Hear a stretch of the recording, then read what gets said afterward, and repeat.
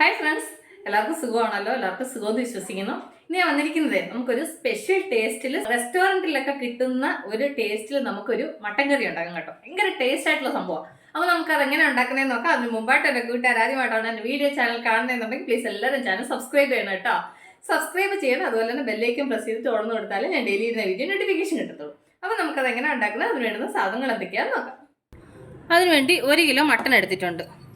ഇതിലേക്ക് 1 ടീസ്പൂൺ മഞ്ഞൾപ്പൊടി,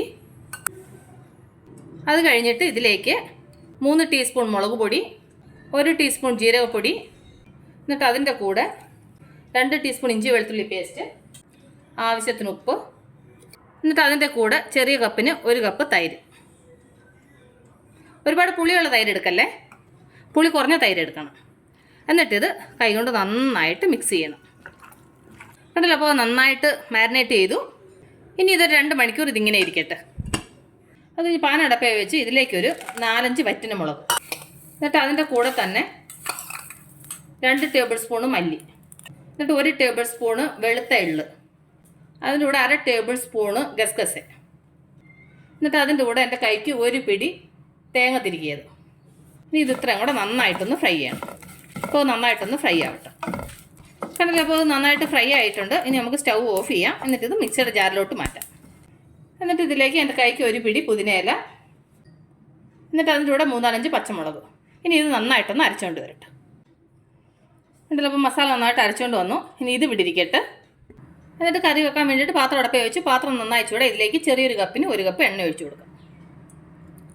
എണ്ണ നന്നായി ചൂടാകുമ്പോൾ ഇതിലേക്ക് 1 ടീസ്പൂണ് ജീരകം, എന്നിട്ട് അതിൻ്റെ കൂടെ 5-6 കുരുമുളക്, 4-5 ഏലക്ക, ചെറിയ 2 കഷ്ണം കറുവപ്പട്ട, 3-4 ഗ്രാമ്പു, അത് കഴിഞ്ഞിട്ട് ഇത് ബിരിയാണി ഇല. ഇത് ഇത്രയും കൂടി ഇതിലേക്ക് ഇട്ട് കൊടുക്കാം. അപ്പോൾ നന്നായിട്ട് ഫ്രൈ ആയിട്ടുണ്ട്. ഇനി നമുക്കിതിലേക്ക് ഒരു 3 സവാള സ്ലൈസായിട്ട് അരിഞ്ഞത്, എന്നിട്ട് ഇതിലേക്ക് കുറച്ച് ഉപ്പൂടി ഇട്ട് കൊടുക്കാം. ഇനി ഈ സവാള നന്നായിട്ടൊന്ന് ഫ്രൈ ആവണം. കണ്ടിട്ട് അപ്പോൾ സവാള നന്നായിട്ട് വഴറ്റിയിട്ടുണ്ട്. ഇനി നമുക്കിതിലേക്ക് നമ്മൾ മാരിനേറ്റ് ചെയ്ത മട്ടൺ ഉണ്ടല്ലോ, അത് ഇതിലേക്ക് ഇട്ട് കൊടുക്കാം. എന്നിട്ട് നന്നായിട്ട് മിക്സ് ചെയ്യുക. എന്നിട്ട് അതിൻ്റെ കൂടെ തന്നെ നമ്മൾ അരച്ചുകൊണ്ട് വന്ന മസാല ഉണ്ടല്ലോ, അതും കൂടി ഇതിൻ്റെ കൂടെ ഇട്ട് കൊടുക്കുക. എന്നിട്ടിത് മസാലയും ഈ മാരിനേറ്റ് ചെയ്ത മട്ടനും സവാളയും എല്ലാം കൂടെ നന്നായിട്ട് മിക്സ് ചെയ്തിട്ട് ഒരു 10 മിനിറ്റ് ഈ മസാലയിൽ കിടന്ന് ഇതൊന്ന് ഫ്രൈ ആവണം. അത് കഴിഞ്ഞ് നമുക്ക് വെള്ളം ചേർക്കാം. അപ്പോൾ നന്നായിട്ടൊന്ന് ഫ്രൈ ആവട്ടെ. ഒരു 10 മിനിറ്റ് ഒന്ന് ഫ്രൈ ആയാൽ മതി. ഈ മസാലയുടെ പച്ചമണമൊക്കെ പോയിട്ട് നന്നായിട്ടൊന്ന് ഫ്രൈ ആവണം. നമുക്കൊന്ന് തുറന്ന് നോക്കാം. ഇപ്പോൾ ഒരു 10-15 മിനിറ്റ് ആയിട്ട് ഇത് മസാലയിൽ കിടന്ന് നന്നായിട്ട് ഫ്രൈ ആകുമായിരുന്നു. അപ്പോൾ ഈ മട്ടൻ്റെ വെള്ളമൊക്കെ ഇറങ്ങിയിട്ടുണ്ട്, കണ്ടില്ലേ. പക്ഷേങ്കിൽ മസാലയുടെ പച്ചമണമൊക്കെ അങ്ങ് മാറിയിട്ടുണ്ട്. ഓക്കെ, ഇനി നമുക്ക് ഇതിലേക്ക് കുറച്ച് വെള്ളം ചേർത്ത് കൊടുക്കാം. മട്ടൻ വേവാൻ വെള്ളം വേണമല്ലോ, അതിന് വേണ്ടിയിട്ട് ഞാനൊരു 1.5 ഗ്ലാസ് വെള്ളം ചേർത്തിട്ടുണ്ട്. ഇനി നന്നായിട്ടൊന്ന് മിക്സ് ചെയ്യാം. എന്നിട്ട് ഇതിലേക്ക് കുറച്ച് കസ്തൂരി മേത്തി, ഇത് ഓപ്ഷണലാണ്, നിങ്ങൾക്ക് ഇഷ്ടമുണ്ടെന്നുണ്ടെങ്കിൽ ചേർത്താൽ മതി, ഇല്ല സ്കിപ്പ് ചെയ്യാം കേട്ടോ. എന്നിട്ട് നമുക്ക് നന്നായിട്ട് ഒന്നുകൂടെ മിക്സ് ചെയ്യാം. ഇനി നമുക്കിത് അടച്ച് വെച്ചിട്ട് ഒരു 1/2 മണിക്കൂർ മുതൽ 3/4 മണിക്കൂർ വരെ നന്നായിട്ടൊരു മീഡിയം ഫ്ലെയിമിലിരുന്നത് വേവട്ടെ. അപ്പോൾ നമ്മുടെ മട്ടൻ കറി റെഡി ആയി നോക്കാം. കണ്ടില്ലേ, നമുക്ക് ഇതിൻ്റെ പുറത്തൂടെ കാണാൻ പറ്റുന്നുണ്ട് നന്നായിട്ട് എണ്ണയൊക്കെ തെളിഞ്ഞ് നന്നായിട്ട് കുറുകി, കണ്ടില്ലേ എണ്ണയൊക്കെ തെളിഞ്ഞിട്ടുണ്ട്. ഇങ്ങനെ ടേസ്റ്റി ആയിട്ടുള്ള മട്ടൻ കറി നിങ്ങൾ ആരും മിസ് ചെയ്യാതെ ഒരു വട്ടം ഒന്ന് ഉണ്ടാക്കി നോക്കണം കേട്ടോ. ഭയങ്കര ടേസ്റ്റാണ്.